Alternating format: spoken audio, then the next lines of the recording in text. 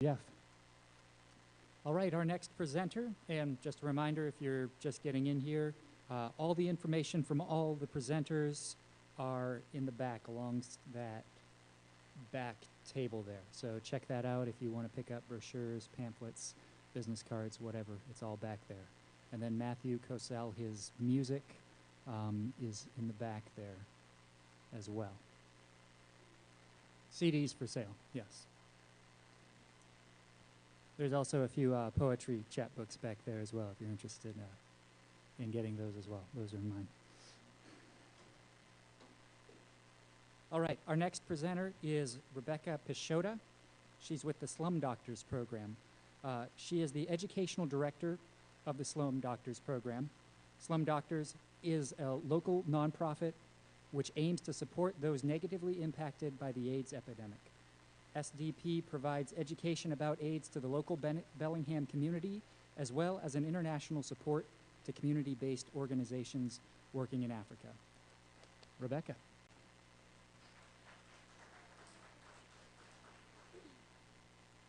Hey, thanks so much, and thanks so much for having us at this event.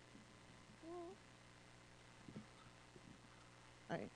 Hey, Slum Doctor Programme is a local nonprofit based right here in Bellingham. We actually have our offices in this very building right down the hall. And if you want to check out after the speakers, we have a bunch of information about our organization, and the CDs from the throat singers and I think another musician are being sold right back there in our offices. 1 out of every 4 people in Africa is infected with HIV or AIDS at this moment, and it has a gigantic effect both on the individual and population socio-political landscape of how the continent is able to function.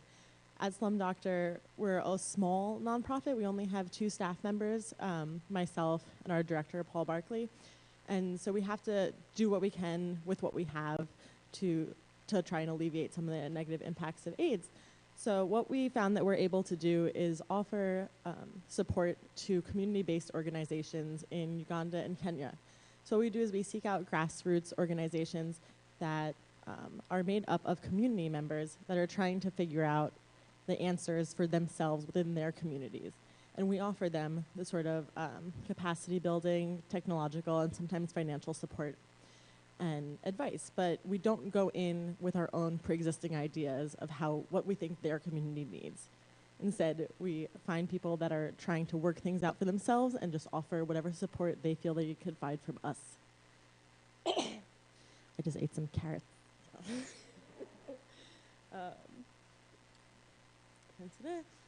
So we believe change needs to come from within the community to have a lasting effect. A lot of nonprofits that are working to alleviate the impacts of the AIDS epidemic, they go into a community, they build a clinic that they staff, and then when they no longer have funding, they leave, and there's a huge hole left within that community. So to have a substantial, sustainable effect, the change needs to come from within the communities, not from outside. So we found a couple of really amazing community-based organizations that we partner with.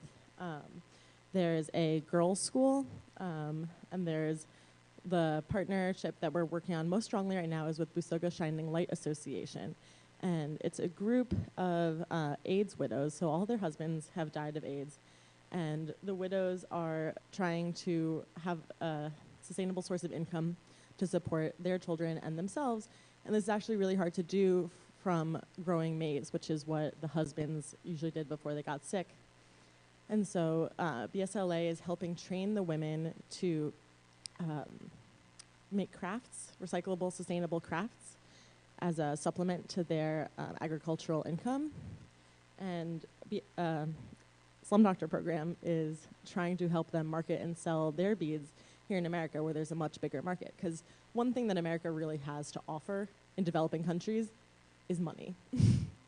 We think we have answers, but really we don't. One thing we do have to offer is financial support. And so what I'm trying to do is take these amazing, these jewelry that they make from recycled magazines and newspapers and sell and market them here in the States. So we call it the Hope Beads Program, and you can go to slumdoctor.org and you can find we have an entire online catalog and shopping cart, and we also have the Party for a Purpose program, which we just launched in the last couple of weeks. You can go online and register to host a party out of your own house, and we'll send you Ugandan music, a DVD with interviews from the crafters themselves, and a whole slew of the jewelry that we sell. And you invite your friends and family over, have a party at your house, sell and distribute the jewelry, as well as tell these women's stories about the amazing work that they're doing to build a life for themselves and their children. And then the money gets sent back through us, gets sent back to the women in Africa. I think it's a really amazing program, and we're hoping it's really gonna launch and go big. The other arm of what we do is the Global AIDS Education Program, and that's actually local right here in Bellingham. And I'm in charge of this program. It's starting up in the fall. I'm gonna be recruiting college students to go into the local middle schools and high schools and give a 1-hour workshop about the impact of AIDS in Africa.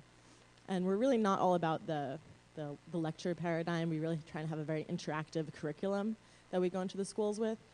We have a lot of games, getting the kids moving to really,